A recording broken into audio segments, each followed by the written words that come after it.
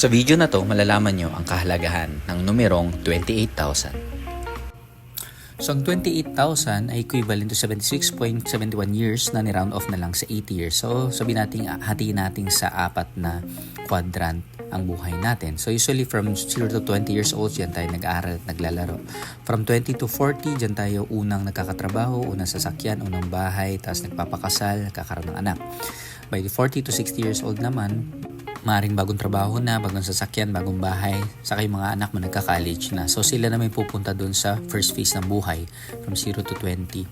So yung upper portion, dito wala tayong income dahil nag-retire na tayo dyan, or pag 0 to 20, naglalaro pa lang tayo or nag-aaral, so wala pa tayong trabaho.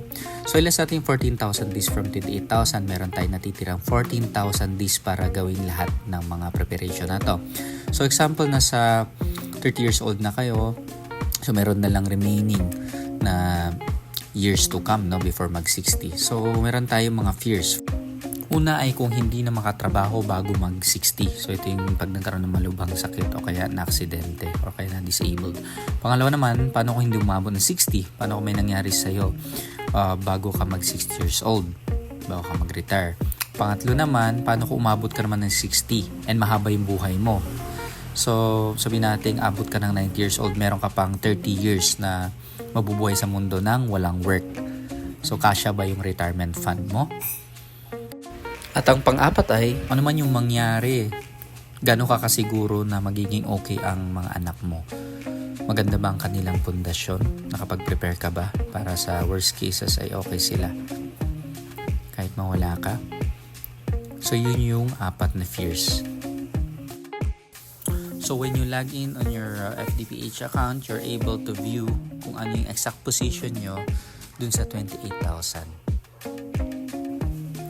So pagka log in, punta lang kayo under ng Premium Access, click nyo lang yung live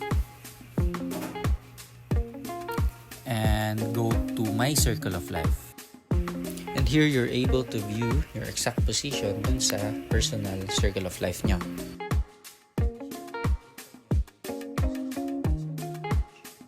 For example, 35 years old na kayo, so you have already completed 12,775 days of life and you have remaining 1,825 days before kayo mag 40 plus 7,300 days before kayo mag 60. So this provides you an overview kung ilang days na yung na-consume nyo dun sa 28,000 days nyo to live. Don't have an FDPH account yet?